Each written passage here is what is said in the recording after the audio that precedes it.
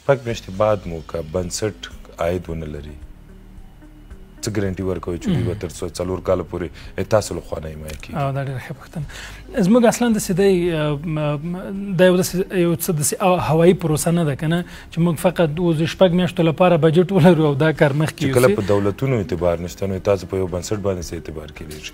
یعنې داسې کوم هغه لرئ یو د تحولاتو باز ده چې بیخي په دا بل مخ راوړي هغه جلا باز دی. هغه څه کله چې دولت په بل مخ راوړي نو یو بنسټ کېده هغه جلا باز دی. ولې هېڅکله به داسې نه راځي چې بنسټ موجود وي او دوی ته چې وروره موږ پیسې نه لرو. موږ هم د موجودیت چې دوی هغه نه هغه د موجودیت په اساس کې به هېڅکله داسې نه پېښېږي. دوی لپاره 4 کلن پلان جوړ شوی ده، له ډونرانو سره خبرې شوي دي، د دوی ټولو هغه کوم بجټ څه ده هغه مشخص شوی ده. هغه به دوی ته د هر سیمسټر په پای کې پوهنتونونو ته سپارل کېږي او دوی په آزاد ډول خپل درسونه ویلی سي. دوی ته به پوهنتون وایم نه چې وروره تا فیس چیرته ده. موږ هم دغې برخې لپاره مسؤل کس لرو، دغه ټول مسایل هغوی فالو کوي. دا داسې نه ده چې د یو ورځ 2 ورځو خبره ده، دا د دوی دغه ټوله پروسه پلان شوې ده، طرحه شوې ده، د دې پروپوزل لیکل شوی ده.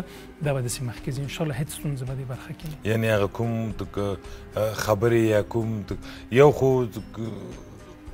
غریب صحیح ده چې هغه کسان واجد شرایط دي چې اقتصادي وضعیت یې ښه نه وي، همداسې کوم هغه ده که تاسو کوم بل په پروسیجر لرئ یعنی کوم کسان واجد شرایط کېدای شي عمر له نګاه نه دی، اقتصاد له نګاه نه دی، ژبې له نګاه نه دی، قوم له نګاه نه داسې خو کوم څه نه لري؟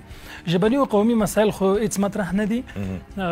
دومره مسله دا ده چې د دې تر څنګ چې دی اقتصادي ستونزې او مشکلات ولري دی به د دې پروسې برخه ګرځي. مثلا یو ځوان دی، زما یو نظر دا دی، زه خو فکر کوم که یو که چېرته یو چا اقتصادي وضعیت جوړي، ژوند یې جوړي، پوهېږي چې کورنۍ دی سپورټ کولی سي، کوم څه مشکلات نه وي، هغه خو زما نظر هم ورته دا دی چې هېڅ د ثبت نام نه کوي او ممکن خپل وجدان هم ورته اجازه ورنه کړي چې په دې برخه کې ثبت نام وکړي. یعنې هر سړی باید دا درک کړي او تاسو نو مونږ په غوږ وایئ چې مونږ درته ثبت نام ولیکلو. نه پوهېږم دا هغه نه راغه وایي که نه وایي دا رسنۍ ښیي دا نامداره نام نه داره نو هغه خدای خبر. نو داسې مسله ده چې داسې ځوانان دوی عمر پکې ډېر زیات مطرح نه دی، خو که بیخي زیات یې هغه دی. لیکن مثلا یو ځوان دی هغه 6 کاله مخکې مکتب نه فارغ ده، ولې هېڅ د دې اقتصادي ستونزو ته لري، دا زمینه نه ده مساعده شوې چې دوی پوهنتون ووایي. څنګه حق حقدار ته سپارلی شئ تاسو؟ دا یو خپله پروسه لري. یعنې دوی چې کله ثبت نام وکړه خپله موږ چې کله دا فورم جوړ کړی په کوم دا ډېر تخنیکي جوړ شوی دی، په دې کې ځینې اپشنونه دي، ځینې برخې دي، د هغو لپاره همداسې امتحان پروسه کې هم ځینې کلیدي سوالونه شته. کوم ولایتونو کې تاسو ویلي چې دا سکالرشپ لرئ؟ په کابل، قندهار او ننګرهار د 3 ولایتونو د فعلا لپاره انتخاب شوي دي چې په دیو کې به دغه هر ولایت کې سل سکالرشپ تقسیمیږي. د همغه ولایت مربوطه ځوانان او نجونې او هلکان هغوی کولی شي چې دې پروسه کې ونډه واخلي. داسې څوک نشي کولی چې بل ولایت نه راشي دې ولایت ته سکالرشپ کړي؟ ډېره ښه پوښتنه ده. که چېرته دوی فقط په دغو 3 ولایتونو کې زده کړې کولی سي، یو څوک د له بدخشان راسي په قندهار کې د درس ووایي، موږ ورسره مشکل نشته.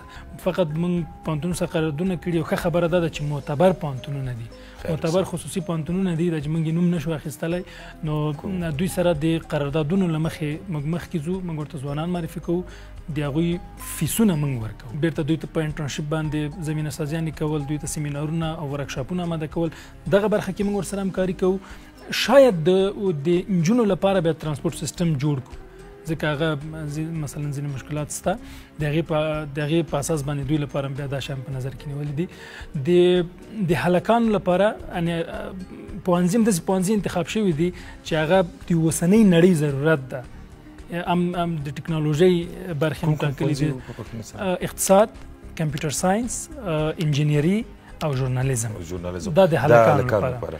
خویندو ته قابل دي؟ خویندو ته 2 کلونو برخو کې چې دولت لخوا اجازه لري په طبي برخه کې هغه فارمیسي ده، نرسنګ ده، ستوماتولوژي ده او لابراتوار ده، دغه برخې د خویندو لپاره انتخاب شوي. هم طبي د کلوم هم راغیستي، هم ټکنالوژي برخه. واقعیت کور مو ودان او ریان صاحب الله دې تاسو ته ماجر درکړي، بریالي اوسئ خپلو پروسه کې. ډېره مننه. خیر اوسئ.